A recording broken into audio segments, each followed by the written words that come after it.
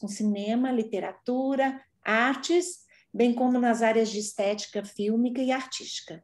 Atualmente ela coordena, né, o SIAC e é vice-coordenadora do doutoramento em mídia, arte e digital. Tá? Miriam, você tem aí seu 20 minutos, até mais, né, para apresentar, e se quiser também apontar alguma questão do seu currículo que, né, interessa para você na sua fala hoje, por favor, tá? Seja bem-vinda. Muito obrigada, Luísa, obrigada ao Gilberto, à Suzete, e, enfim, ao François Solage pela organização desse encontro, mesmo que sendo virtual, porque, de fato, eu estava a ouvi-los falar quando o Paulo Bernardino estava a apresentar a conferência, e me lembrei de um outro colóquio que eu participei com vocês, e essa troca de afetos mesmo virtual, eu só encontro de fato quando vos encontro. Isso é sempre muito bom, é muito caloroso, apesar dessa distância e do frio que está fazendo aqui, ter esse encontro com vocês. Era só fazer uma pequena correção, é que eu doutoramento em Média Arte Digital, porque nós temos é um curso que funciona entre a Universidade do Algarve e a Universidade Aberta, e desde o ano passado ele está sediado na Universidade do Algarve. No fundo, essa é a minha ligação mais profunda com a questão do digital. E hoje eu decidi falar de um artista contemporâneo português, cujo trabalho eu gosto imenso. Aliás, eu já tenho feito alguns trabalhos sobre a obra dele, que eu acho que é muito instigante, mesmo a questão dos processos de criação. E o José Maçãs de Carvalho, ele também é professor do Colégio das Artes, na Universidade de Coimbra, do doutoramento que tem lá em artes, e ele tem desenvolvido um trabalho que começou no analógico, ele se diz, sobretudo, um fotógrafo, mas que foi aos poucos migrando também para a questão do digital. E ele me fez pensar um pouco, quando eu vi esse tema, poéticas digitais, como é que nós poderíamos falar dessas questões poéticas, e para mim a melhor forma é falar de uma prática, de uma poética que se realiza e de que forma. E estava também, enquanto estava a preparar o texto, também estava a me lembrar quando o Arlindo Machado, quando foi meu professor na PUC, e tinha acabado de lançar um disquete, um disquete com aquele texto que ele depois lançou em livro, e está no pré-cinema e pós-cinema, onde falava sobre quais seriam as qualidades, as características daquilo que estava por vir, no fundo, do que seria esse mundo digital, essas poéticas digitais, a ideia da conectividade, da interação, etc. E estava a pensar nisso, como é que nós entramos, de fato, num período tão magnificamente novo, mas com novidade tão rápida que as coisas se perdem, e nós acabamos perdendo também um pouco o controle desse fluxo de produção que vai acontecendo, e de forma, às vezes, até mesmo física, porque, por exemplo, eu tenho guardado essa disquete que o Arlindo me deu como lembrança, mas não tenho mais possibilidade de lê-la, porque não há mais nenhum computador onde ela consiga ser encaixada. E, no fundo, é sobre memória que o trabalho do Maçãs fala. Então, eu vou começar, eu fiz um texto para não me alongar demasiado, e vou falando e vou parando para que se torne mais claro. E também trouxe algumas imagens. O trabalho dele tem uma qualidade de audiovisual e de instalação muito, muito forte, o que dificilmente no Zoom seria possível passar, e também não queria que tivesse a provocar aqueles atrasos e entraves, e por isso escolhi apenas uma ou duas imagens dos trabalhos que eu vou falar, só para a gente ter uma ideia geral do que é que ele faz. Portanto, eu começo por perguntar o que define uma poética na era digital. O que é que especifica ou difere da analógica? Eu, particularmente, gosto de pensar na arte digital dentro da história da arte, não como um capítulo à parte, que acontece muitas vezes, pelo menos aqui em Portugal. Como toda nova tecnologia, há sempre resistência, mas há também quem abraça a tecnologia como parte inerente da obra, como ferramenta, mas também como médium, como maneira de contar uma história ou de criar uma obra, que, por sua vez, também pode contar histórias. Se há algo que, nesse momento, está inevitavelmente presente na criação de artistas que usam digital, ou que assumem este médium como lugar possível onde a imagem acontece, é exatamente a consciência exacerbada do papel da imagem na contemporaneidade. Eu, outro dia, estava a ler um post que o Lev Manovich publicou no Facebook, e ele falava sobre a ideia de tanto tempo passado sobre estudo de imagens, já em pleno século XXI, e ele disse que continua a achar que nenhuma das ciências existentes, ou se calhar as que estão por vir, nenhuma das ciências sociais, humanas, etc., davam para ele, pelo menos, conta de traduzir de forma o mais precisa possível o que a imagem deixa em nós, esse rastro, quer dizer, que de forma é que nós conseguimos realmente encontrar essa resposta que ele dizia que continuava a questionar. Bom, se ele se permite questionar, muito mais eu que não estou nem perto de ser uma teórica como o Lev Manovich. Portanto, da sua onipresença, dessa onipresença da imagem, que nos faz questionar, inclusive, de que forma é que ela nos afeta, do estar em todo lado, mas, paradoxalmente, em lugar nenhum, da possibilidade de constituir, através e com imagens, uma memória partilhável e não perecível, mesmo tendo a clareza de que a virtualidade, que faz com que ela circule e perdure, também é capaz de fazê-la desaparecer, de sucumbir numa montanha de imagens outras que brotam aos milhares a cada instante. Por isso, escolhi falar de um artista em particular, dos seus procedimentos, como um caso modelar, não como um caso de estudo, mas a tentativa de desvendamento possível da construção de uma poética entre o analógico e o digital, entre a impermanência e a perenidade, entre os milhares de sentidos e o sentido único que as imagens podem gerar em cada um de nós.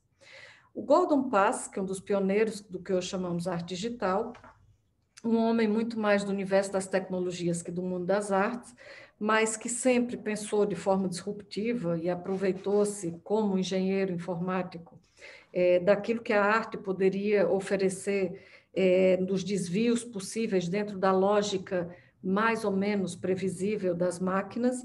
Ele disse que a cibernética era a ciência onde a arte era a ciência da arte da manipulação de metáforas defensáveis, que é uma frase muito interessante, mostrando ao mesmo tempo como é que elas são construídas e como é que nós podemos inferir o resultado da sua existência. Portanto, no fundo, esse papel para ele da máquina, nessa que a cibernética teria, era mais do que o puro controle da máquina, mas era uma forma de nós termos algum controle sobre a linguagem e sobre essa linguagem poética que é geradora de metáforas. Portanto, a ideia da cibernética como a arte da manipulação de metáforas defensáveis, porque a sua criação implica já a sua decifração, é uma maneira de olhar para as artes digitais e pensar numa poética que é constituída de desvios dentro do espaço próprio da programação e da previsibilidade. E é nessa fronteira entre o previsível da criação e o imprevisível da obra que trabalha José Maçãs de Carvalho. O Maçãs de Carvalho é um artista que, como eu disse, é um artista contemporâneo português, que continua super ativo, além de ser professor universitário, ele, como Gilberto também, é um artista que não para, está sempre a fazer coisas. E, ao contrário da maioria dos artistas da sua geração, ele não frequentou um curso de belas artes. Ele fez um curso de línguas e literaturas modernas, o que, certamente, não deixa de marcar sua trajetória e mesmo a sua obra como artista. Gráfico e videográfico, migrando mais tarde para o digital, sem perder de vista, no entanto, seu grande arquivo de fotos e de imagens, como bolseiro da Fundação Oriente, no final da década de 90. Ele teve mais ou menos 10 anos em Macau a recolher imagens e tem um arquivo fantástico. A arte portuguesa contemporânea é marcada por 2 décadas que deixaram impressas o seu modus operandi. bem como projetar um conjunto significativo de artistas que continuam até hoje a figurar como os grandes nomes no mundo das artes visuais, quer a nível nacional, quer também internacionalmente, sobretudo a nível europeu. Como é o caso, por exemplo, do Pedro Cabrita Reis ou do Rui Sanches, que são artistas que vão marcar a passagem da geração de 80 para a geração de 90, e aqui em Portugal isso é muito marcado, essa relação entre a geração de 80 e a geração de 90. E os anos 90 serão, portanto, serão uma forma de afirmação da poética do que nós poderíamos chamar de uma poética mais de cunho pós-modernista. Apesar da década de 80 ter um lado muito pop, e que já seria a marca dessa contemporaneidade, que em Portugal chega um pouco tarde por causa enfim, do Salazar e da ditadura, ela vai realmente florescer de forma muito clara e muito, mesmo quase que feérica, nos anos 80, mas esse lado feérico, esse lado festivo, esse lado pop que a arte dos anos 80 vai ter, traz também um certo preconceito, mas dá-se a ideia de que não havia um pensamento politizado por trás dessas produções. E eram, sobretudo, muito marcado pela produção dos pintores, pintores e escultores, mas, sobretudo, a pintura dos anos 80 aqui tem um papel muito grande. Nos anos 90, que ficaram conhecidos como os anos pós-modernos, vão aparecer nomes como Pedro Cabral Santo e o João Tabarra, que são artistas, como vários outros dessa mesma geração, que começam a trabalhar com outros suportes para além do suporte dos suportes mais tradicionais. E para perceber melhor essa produção, portanto, do Maçãs de Carvalho, eu achei que seria preciso também fazer um pequeno percurso à volta do que era feito em Portugal, quando ele começa a despontar no universo das artes. Pode-se dizer que a contemporaneidade estreia no mundo das artes nos anos 60, mas os seus reflexos mais visíveis aparecem em Portugal na década de 80. Nos anos 60, Portugal estava a atravessar o surrealismo, portanto, a grande vaga surrealista chega, de fato, a Portugal nos anos 60.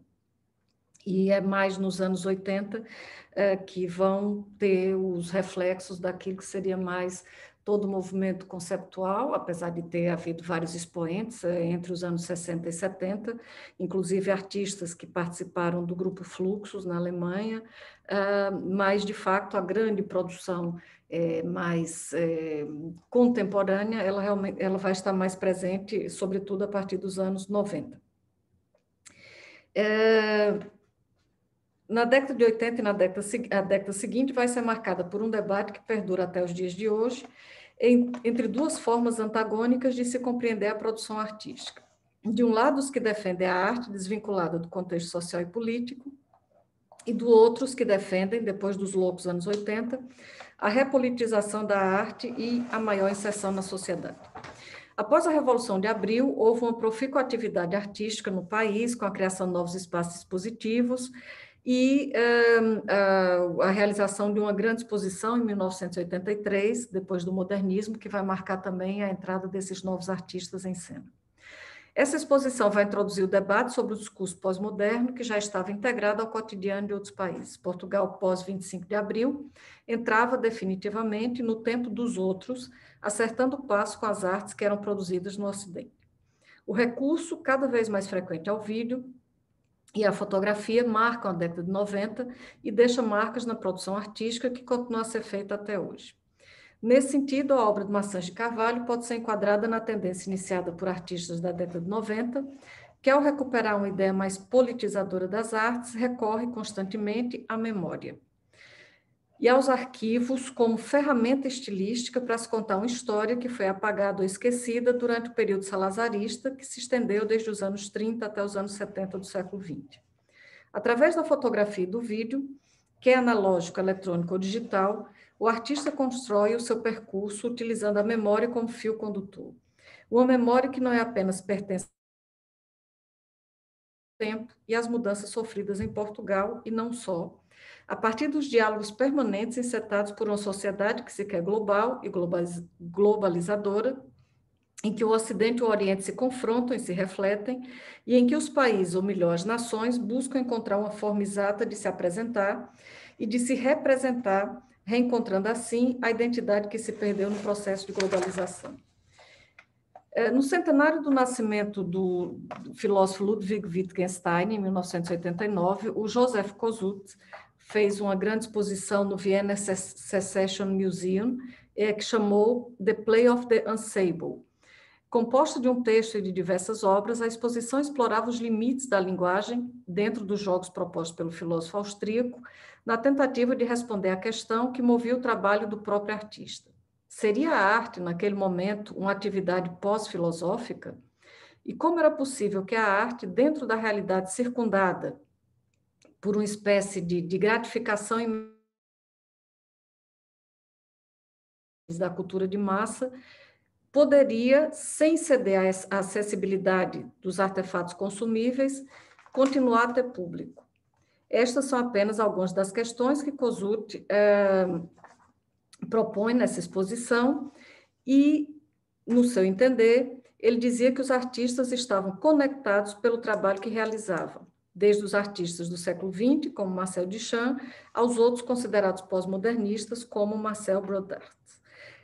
Filosofia e arte não são matérias que dividam, mas possuem, como o próprio Kosuth afirma no texto que escreveu para o catálogo, perfis ontológicos diferentes. Não são auto-excludentes, mas não se confundem, mesmo que joguem em determinados momentos os mesmos jogos traduzíveis numa linguagem aparentemente comum.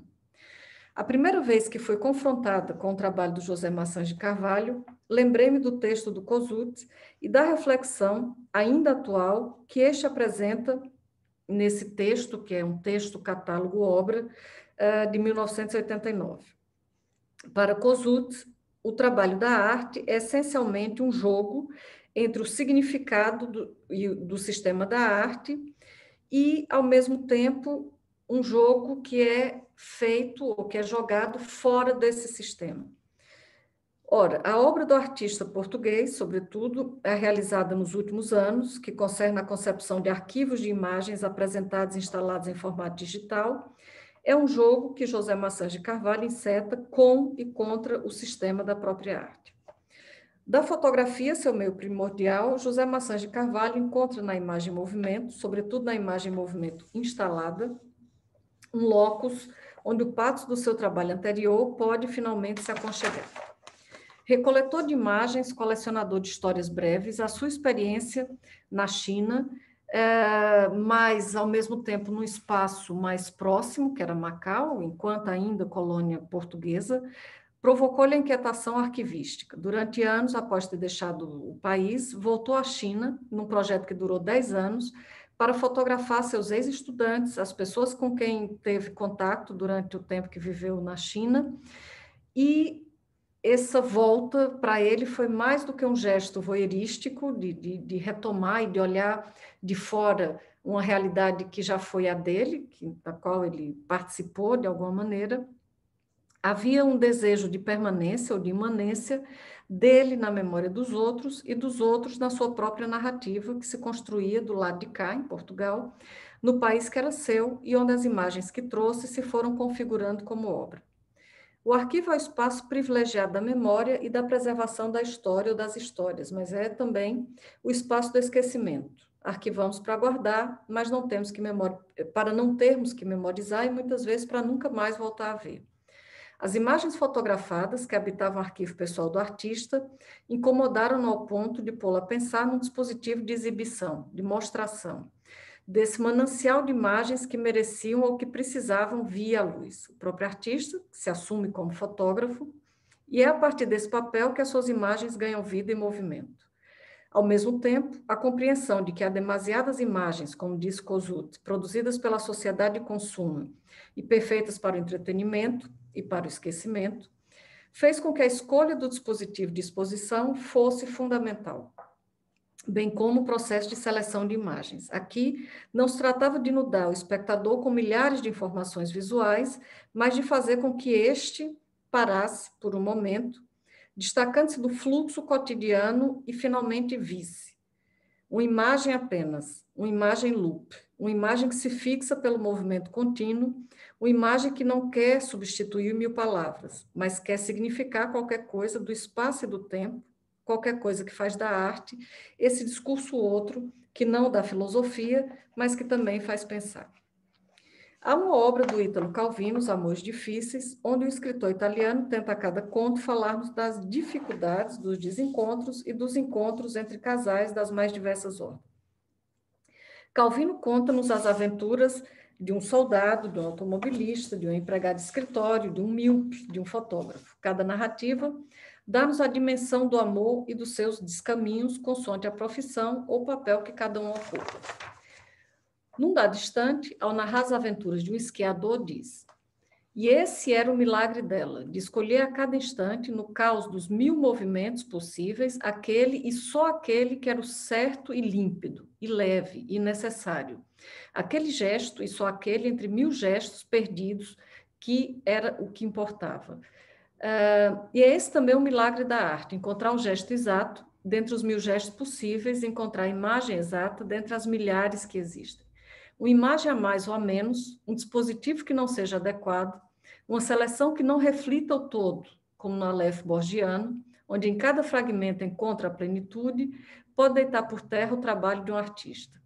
E na obra de José Maçãs de Carvalho, a cada novo filme e vídeo, a cada novo artigo que ele nos dá a conhecer, vemos surgir esse pequeno milagre, esse gesto exato, a escolha perfeita dentre as escolhas possíveis. Os arquivos são, aparentemente, o lugar da ordem, mas sem uma bússola, um mapa, um esquiço, encontramos-nos diante do caos, pois tudo está ali, mas nada está à mão. É preciso saber encontrar. Aliás, essa ideia de arquivo também surgiu na obra do Maçãs de Carvalho, quando ele foi fazer o seu doutoramento e decidiu, de alguma maneira, através da fotografia, através dessa seleção de imagens e do vídeo, porque ele também trabalha muito com vídeo, e depois não apenas fotografia e vídeo, mas também a ideia da própria montagem e da instalação dessas imagens no espaço. As obras dele funcionam, de fato, in situ. Ele usa como modelo o Atlas do Aby Warburg, e essa ideia de uma espécie de não hierarquização das imagens, mas de uma ligação quase natural que elas vão suscitar, e que muitas vezes é uma ligação que faz todo sentido para o artista e que para nós não faz tanto sentido quanto isso, ou faz um outro sentido que às vezes acaba por escapar também ao próprio artista. Da fixidez da fotografia ao movimento do vídeo, foi no caso de José Maçãs de Carvalho um passo executado com precisão e também um passo necessário. Numa entrevista concedida em 2009, o artista fala do movimento que realizou em direção ao vídeo, sem, no entanto, perder a essência de fotógrafo que é visível em todo o seu trabalho. O movimento não esconde a fixidez da imagem captada ou, em muitos dos casos, o movimento ressalta a fixidez, seja em obras como Arquivo e Domicílio, que é um dos... Deixa eu tentar... aqui. Arquivo e Domicílio, que é uma obra de 2014, em que ele vai fazer uma espécie de homenagem ao Herman Melville, e tem esse famoso escrivão que está ali sempre a carimbar, e essa personagem que ele traz aqui, que é uma personagem de Macau, que aparece ali a carimbar diversos documentos no arquivo real que ele vai encontrar em Macau. Portanto, essa ideia do arquivo, no fundo, é arquivar um arquivista, que é onde ele começa também a pensar nessas ideias de arquivo. A ideia também do arquivo e domicílio, que aconteceu em 2013, 2014. 2014 é a data da primeira exposição do trabalho. Ele vai trazer também um conjunto de imagens do fora de cena, portanto, de imagens quase daquilo que normalmente não se fotografa, portanto, de imagens daquilo que escapa. É um trabalho que vai refletir muito essa conjugação de escolhas que são escolhas absolutamente inesperadas. E ele disse, em 2013, Arquivo e Domicílio problematiza de forma experimental o processo de significação de imagens fotográficas realizadas ao longo de mais de 20 anos a partir do meu arquivo.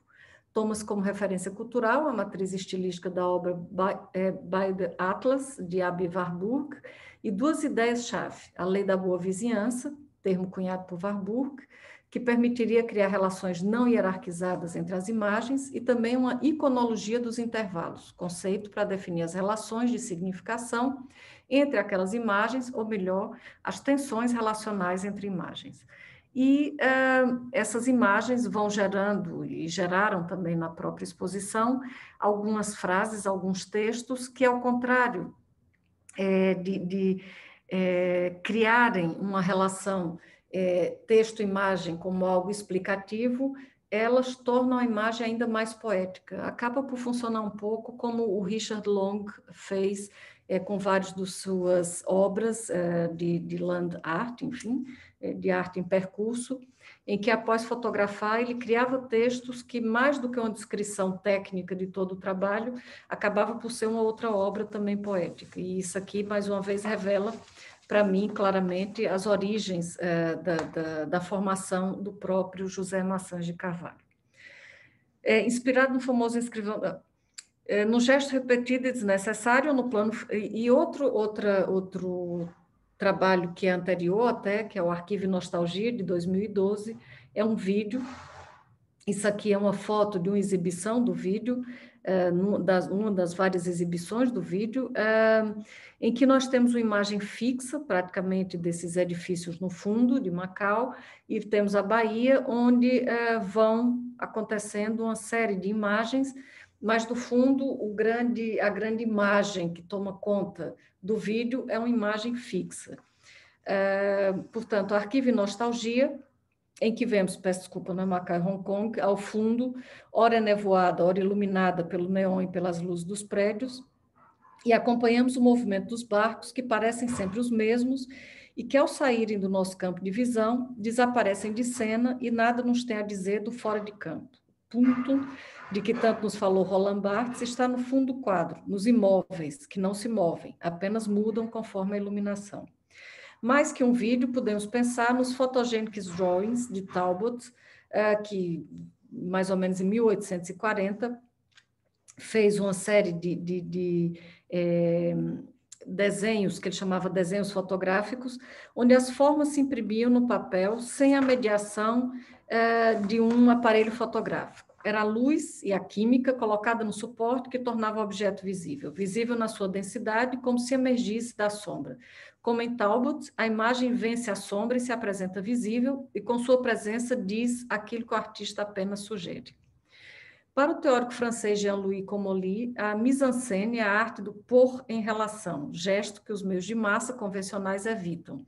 Uma encenação que evidencia uma relação e que dê espaço ao devido espectador. O jogo dos média possui regras muito claras e cada um ocupa o seu lugar pré-determinado, ao contrário da arte contemporânea, em que os lugares podem ser intercambiáveis. Por isso, Joseph Kosuth assinalou com exposição o centenário do Wittgenstein, o homem que se debruçou sobre presença e o papel do jogo no jogo da linguagem. A mise-en-scène na obra de José Maçãs de Carvalho é feita constantemente do gesto de pôr em relação. A imagem em relação ao espectador, a imagem documental que se ficcionaliza na e pela arte, as imagens dos outros que podem se converter em imagens de nós. Arquivo e Melancolia, de 2016, é, para mim, a obra mais emblemática da série no que diz respeito à encenação. Temos como pano de fundo uma parede composta de parafusos, pregos, molas e restos de ferragem. A parede existe, está situada num espaço específico, o Porto Interior de Macau, e foi fotografada pela primeira vez pelo Maçãs de Carvalho em 1996. Passados mais de 10 anos, numa das suas viagens de regresso, ele revisita a parede, que continua no mesmo lugar, com a sua absurda arquitetura, semelhante ao monstro do filme japonês Tetsuo, obra-prima do cyberpunk. Um ser composto de restos da sociedade tecnológica e consumista que não sabe mais o que fazer com seus despojos. A parede, que é, na verdade, uma espécie de montra, de vitrine de uma empresa de manutenção de barcos, sobreviveu, ou melhor, permaneceu, aparentemente na mesma, inalterada, sabendo o artista, no entanto, que ela se modificou. Mais uma vez, como em Arquivo e Nostalgia, o movimento ocupa o primeiro plano. São as pessoas que passam e que são captadas pela câmara do artista. Mas elas entram e saem de campo e a sua impermanência serve apenas para marcar um contraponto com a permanência daquela improvável parede que ocupa o ponto do vídeo com a sua fixidez fotográfica.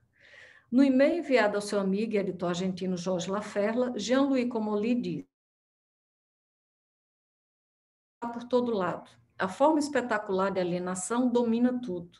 E o aparato, que é uma forma de... E esse aparato que se transformou de consumação dos bens materiais em mercadoria que se articulam numa espécie de alegria alienada. Mas, apesar de tudo, em espetáculo. Mais eficaz e mais político do que se fosse apenas uma mercadoria ela mesma. O gozo alienado está mais próximo da representação, do espetáculo, que do objeto em si. E é por isso que ele defende que a lógica cinematográfica deve se opor à lógica do espetáculo. A lógica do cinema, defendida por Comolli, é a lógica da arte, aquela que resiste ao fluxo do entretenimento e que sobrevive, apesar de tudo, ao consumo fácil. É a lógica que preside um dos últimos arquivos do José Maçãs de Carvalho, que se chama Arquivo e Democracia.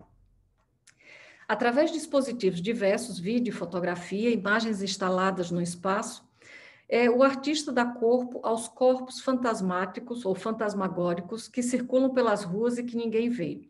As empregadas ilegais, a maior parte de origem filipina. Aos domingos, estes corpos ocupam os espaços das ruas onde estão localizadas as lojas mais caras de Hong Kong.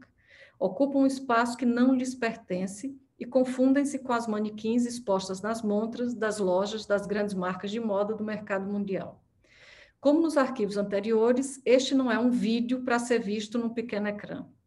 É um projeto imagético que se expande quando instalado e que existe na lógica da própria instalação. A arte, mesmo a imagem digital ou digitalizada, ocupa espaço físico e cria uma mise-en-scène específica entre o que se vê e o que se vive. Não é um espetáculo que circula impunemente pelos ecrãs, mas é um dispositivo complexo que exige do espectador toda a sua atenção e o seu corpo, em presença, num determinado espaço, para que possamos visionar a obra que, como afirma Kosuth, a obra de arte é um jogo constante com o sistema das artes e contra o sistema das significações pré-fabricadas ou pré-estabelecidas. Já estou quase a acabar. Nos Amores Difíceis, Calvino nos conta as aventuras de um fotógrafo, Antonino, um homem obcecado pela fotografia, pela captação de coleção de imagens que conseguisse tornar o instantâneo permanente. Ora, Antonino, ao se apaixonar, dá-se conta que tem de escolher entre captar um instante ou vivê-lo.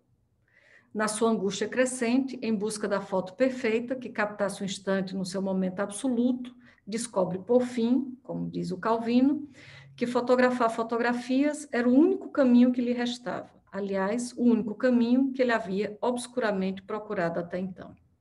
Nós temos aqui um texto que está na exposição Arquivo e Democracia, que, como eu disse, a palavra também nas obras do Maçãs de Carvalho, ela tem uma função mais poética do que reveladora daquilo que a imagem diz.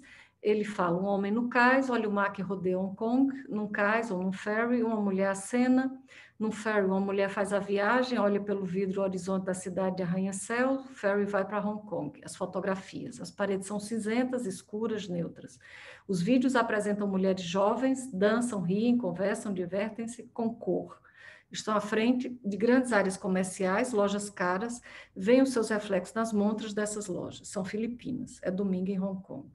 Essa é uma foto de uma das instalações dessa peça. Tanto José Maçãs de Carvalho diz, na entrevista, que a sua obra tenta, de alguma maneira, captar o indizível, aquilo que as palavras não são capazes de dizer sozinhas ou que as imagens não suportam, que as ultrapassa.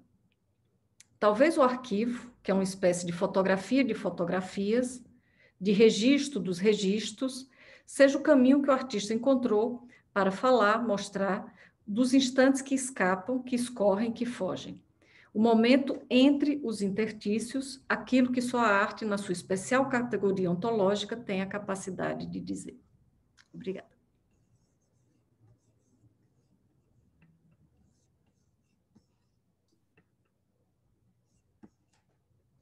Obrigada, Miriam. Lindo texto, Miriam, lindo texto.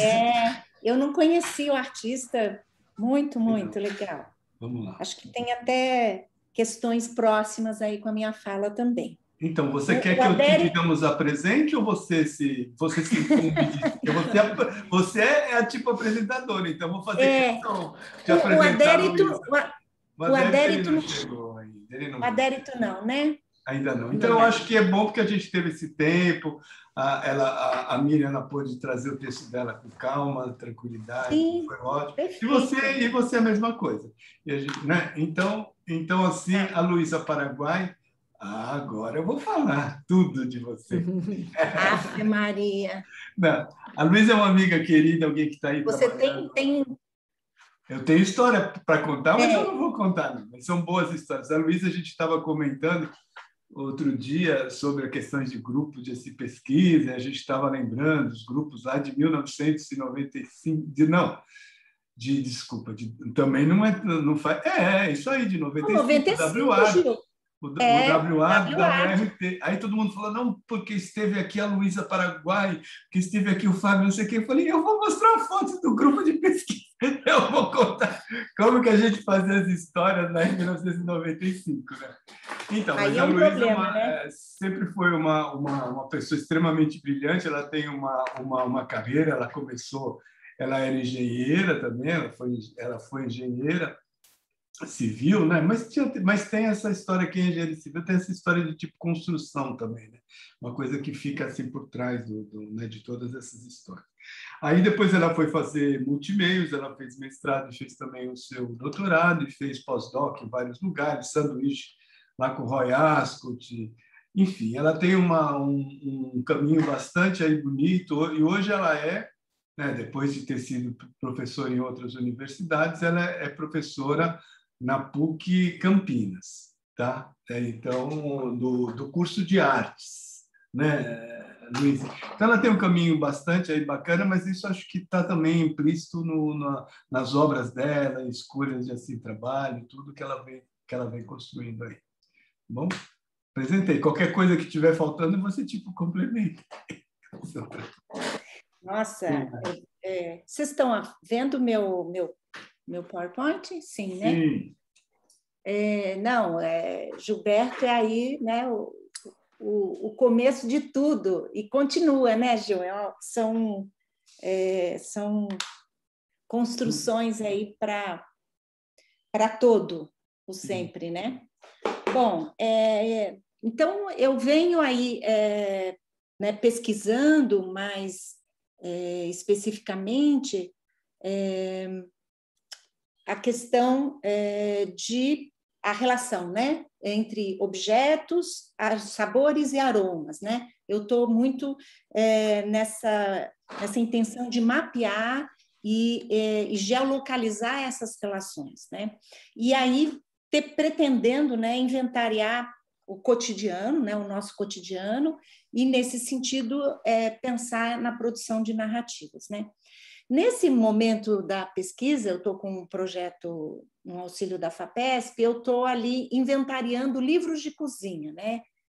Já tem aí já uns 6 meses que eu estou nesse processo de identificar alguns livros de cozinha, alguns europeus, especificamente portugueses, até para pensar justamente essa construção cultural que é o nosso lugar do Brasil, né? E aí eu estou especificamente com os livros de cozinha da Infanta Dona Maria e o Arte de Cozinha dividida em 4 partes do Domingos Ferreira. Peguei o trabalho do Eliasson, que é um livro, né, do estúdio Olafur Eliasson Kitchen, né, que é um livro onde ele mapeia ali o estúdio como esse lugar, né, esse locus da praxis de conviver e de pensar a produção artística, né? Então eu uso a cozinha como esse locus para que eu possa pensar em geolocalizar essas relações, tá? E, mais recentemente, eu encontrei 2 livros de cozinha brasileiros, da Neide Rigo. Ela faz um trabalho belíssimo com produtos, né, e plantas endêmicas brasileiras. Então, ela vai para o semiárido e vai para o Amazonas, e eu vou tentar aí trazer um pouquinho disso tudo para, nesse primeiro momento, de mapear essas ocorrências, né? Então, deixa eu ver aqui. Então, eu passo aí, primeiramente, a tomar o espaço da cozinha como esse lugar praticado, né? Um lugar da vida comum, das comunhões, a cozinha como lugar de aprender intimidades, um complexo de sensações geradas aí pelo sabor, aroma, temperatura, tato, que torna esse espaço familiar, né, e muito significativo. E aí, nesse lugar, eu vou ter uma marca típica, né, do caráter olfato gustativo, para identificar e para construir essa personalidade desse lugar, tá? Então, esse percurso do alimento pela culinária, né, a relação entre natureza e cultura, é um processo de construção humana, né, da ação humana, e como esses autores, Iwama e Motter, que são do grupo do Eliasson, eles colaboram também lá no estúdio com uma fazenda biodinâmica. Então, eles têm um trabalho aí contemporâneo de pensar também lugares de fermentação, jardins experimentais em Paris. Quer dizer, existe uma questão também bem local de pensar essa produção contemporânea na alimentação, né? Então, a cozinha, né, permite, então, conciliar essa questão de gerir a novidade, o desconhecido, e operar também a mediação do conservadorismo, né? Então, pensar, tem um autor, Luiz, que fala, pensar a neofilia alimentar é caracterizada pela tendência de exploração, mas a necessidade de mudança, de novidade, de variedade, né, vai gerar esse lugar de busca pelo novo, né? E a neofobia alimentar, que estaria relacionada muito com a prudência, o receio do desconhecido e a resistência à inovação. Então, pensar a cozinha como esse lugar entre esses dois modos, né, de pensar a prática. Então, o Bourdieu tem um livro, A Distinção, onde ele analisa a questão do gosto, né, como uma expressão cultural, né? Ele fala da arte, da música, do vestuário, da comida, e nos lembra que todos são modelados socialmente. E há na cozinha, então, como eu disse, essa intimidade familiar, né, o investimento de afeto, das questões simbólicas, estéticas, sociais, e a cozinha, então, se reafirma como esse microcosmo, né? E aí eu começo a pensar a cozinha também como essa imagem, né? Então, a gente tem uma pluralidade de cozinhas que se transformam a partir das pessoas, dos produtos, dos alimentos, dos hábitos, das práticas, né? Das tecnologias, tá? E aí eu penso esse lugar quase como um manual, né, para pensar a funcionalidade e, ao mesmo tempo, também trazer essas questões que me interessam mapear, que são os códigos de comportamento em momentos históricos, e por isso eu estou pesquisando esses livros distintos, né? E também para pensar o livro de cozinha, então, como essa marcação aí de num certo sentido, uma imposição, né? E como a gente acaba, na nossa prática também, criando outros lugares de produção, né?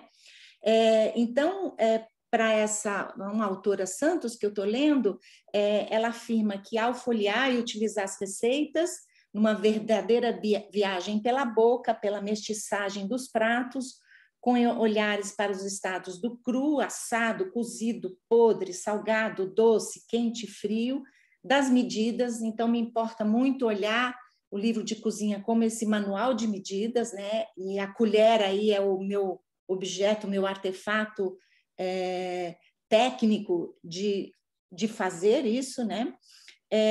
Existem, então, essas questões de fronteiras e territórios. E no Brasil, os cadernos de culinária vão aí, a partir do século XIX até os anos 70, né? Foram especialmente dirigidos para as mulheres. Então, ainda não é esse momento, mas também comecei a pensar que é um lugar também para discutir essa questão aí do feminino, né? Bom, então aí, brevemente apresentando o livro de cozinha da dona Infanta,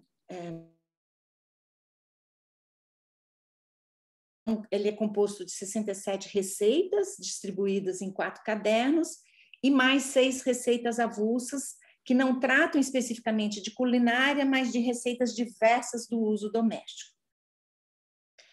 Então, é muito interessante pensar, porque na hora que eu faço um primeiro mapeamento dela, eu vou encontrar 18 menções a respeito da colher, e eu fiz aí uma lista de verbos, né? Ações de desfazer, ações de mexer, ações de cortar uma massa de farinha, ações de deitar ingredientes no recipiente, ações de diluir o sal com uma colher de pau, e não lhe metam a mão, e a ação também de estender, né? Deitem num tabuleiro molhado e seja estendido com uma colher de madeira que não fique basto, senão crespo. Então, eu passei na verdade, eu vejo o meu trabalho nesse momento como um processo de construção de um banco de dados, né? Onde eu vou articulando o uso da colher, os verbos e os temperos também, tá? Esse outro livro do Domingos Ferreira, eu vou só pontuar aí uma questão mais, não tanto da medida, mas das variadas especiarias, né? A pimenta, que é um elemento que demonstra aí um poderio econômico do Império Português, porque tinha essa questão, né, de trazer essas especiarias, e isso era dinheiro, né? E para mim, então, ele dá uma pista muito significativa desses grupos sociais aos quais ele cozinhava, né? E que reflete também costumes e o cotidiano, tá? E que acabam claramente aí, como eu digo, vindo para o Brasil, né? Na medida que a família real aqui se instala. Então eles vieram trazendo aí, né? Tem um autor que diz 15 mil pessoas. Eu fiquei imaginando a quantidade, né? Ingrediente, utensílio, hábito, alimentação, enfim, e os livros de cozinha, né? E aí eu trago, então, aí encontrei esses 2 livros da Neide Rigo, que ela vai fazer um trabalho de sociobiodiversidade no Amazonas. Então ela vai recuperar especiarias e ervas endêmicas, né? E as receitas dela, é isso que eu estou mapeando agora já, começam a cruzar também com os ingredientes oriundos europeus, né? E do semiárido também, né? Que é uma questão ali da agricultura familiar, né? E por uma coincidência, eram os 2 lugares que eu tinha solicitado para a FAPESP para fazer a viagem local, né? O semiárido, porque minha família é nordestina, do meu pai, e a Amazônia, porque é impensável, né? A gente pensar em temperos e cheiros e não estar naquele lugar, né? Então, eu estou nesse momento mapeando os livros da Neide Rigo. Ela tem um blog também muito Opa, assim, né? É muito rico nesse sentido de uma produção também atualizada de receitas, enfim. Bom, então aí terminando, eu estou pensando então a experiência culinária performática, né? Porque escancara pelos embates formal e comportamental nossos hábitos de mesa, aqui compreendidos como formas de expressar pertenças, identidades, relações, são instrumentos de sociabilidade e de controle, né? Narram a fome, as maneiras como o homem, aí é o Montanari falando, ou transformá-las em prazer. Narra a economia, a política, as relações sociais. Narra paradigmas intelectuais, filosóficos, religiosos de uma sociedade. A mesa narra o mundo. E terminando, eu gostaria de destacar que nesse processo de adaptação e readaptação de um grupo social imigrante, né, o Montanari mesmo que afirma, a culinária, não, é o Demeterco, a culinária é a última a se desnacionalizar, num evidente processo de resistência. Nesse sentido, assumindo o alimento como uma categoria histórica, as cozinhas são marcadas pelas condições materiais, utensílios, tecnologias, ingredientes, alimentos, caminhos, né, rotas de abastecimento. Então, eu também comecei a pensar um pouco nessa ideia, né, muito do mapa, né, que vai acabar sendo evocado em etapas anteriores, né, até chegar no livro de cozinha, mercados e hábitos alimentares, né, imaginários adaptados e modelizados, nos quais a história, comida e o local criam, mas também mantêm ordens colonizadoras. E é isso. Muito grata. Muito bonito, Lu. Aliás, as duas apresentações excelentes, Silvia. Eu não sei nem, se eu puder aproveitar e falar um pouquinho das duas que a gente tem. Com certeza. Eu só pediria para a gente acabar 5:50 para a gente poder ir lá para a mesa lá da Lúcia, da Santaella. todo mundo, a Cristina, ou quem quiser participar, Temes, a Priscila. Então, se a gente começar pela Miriam, tem toda a questão de arquivo, que é muito explorado pela própria Priscila, que está aqui conosco também, a questão política. Então, uma pergunta que assim ficaria, o que eu tenho, a Priscila que está, ela vai poder. Então, eu vou até pular você, Miriam, agora já, porque eu vou te deixar com a Pri depois, que ela vai dar conta disso melhor do que eu. Mas indo para mas adorei, eu quero publicar esse seu texto aqui conosco, você deixe seu texto lindo que nós vamos publicá-lo aqui, se você quiser, evidentemente, né? Vai ser um prazer, e depois a Priscila conta todo, porque se alguém entende mais de arquivo aqui, está aqui perto da gente, então vocês vão bater um papo genial também. Sobre a questão de comida, Linda, Luiz, eu fiquei extremamente feliz de ver esse avanço do seu, digamos, trabalho, porque a última vez que eu tinha visto, eu achava que estava faltando uma ponte nele, né? Era uma colher que não tinha cabo, então era só colher, então o cabo ainda era sua mão, então faltava um outro tipo de elemento, mas agora eu acho que veio. E realmente extremamente bonito. Eu só lembraria que, por uma coincidência feliz, tem o Circuito Alameda, onde eu vou trabalhar com pimenta, laranja e milho, dentro de um convento, porque é um elemento de uma igreja. E lembrando que a pimenta portuguesa, e aliás, as laranjas foi pegando lá na terra da própria Miriam, que está aí, lá no Algarve, onde eu vi a diferença que aquele alimento laranja, ele é um elemento sacro, porque as laranjas que estão lá, elas não são doces, elas são ágrias, porque elas lembram a noção de tipo pecado. Então, você não podia comer as laranjas e não pode. As laranjas que estão no átrio das igrejas.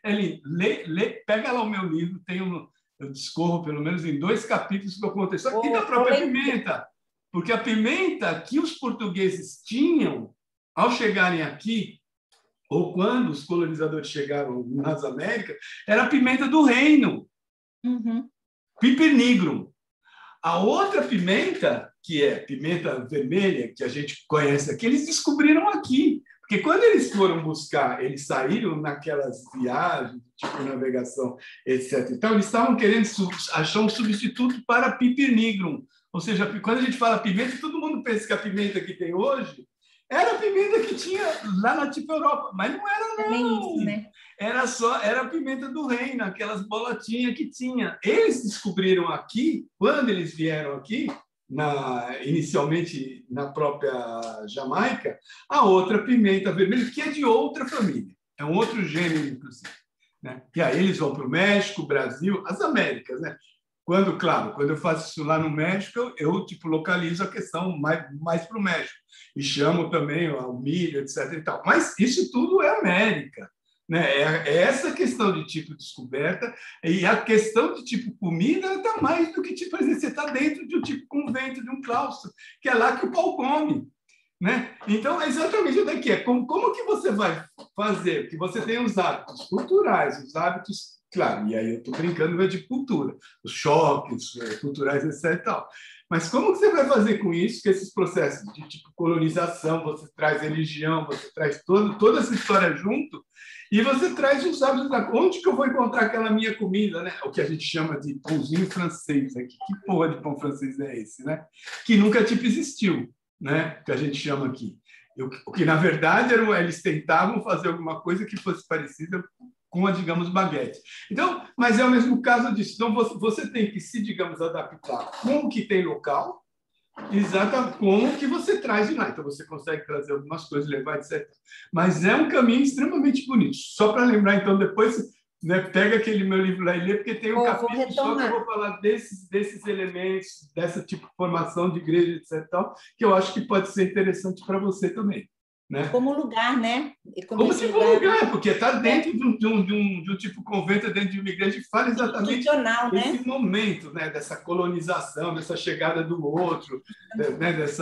O que é esse outro, né? Que você chega com comidas, com cheiros e com gostos diferentes, porque mesmo a pimenta do reino, ela é bem cheirosa, né? Mas não tem nada a ver com aquela outra pimenta aqui, né? Que é a pimenta caiena, né?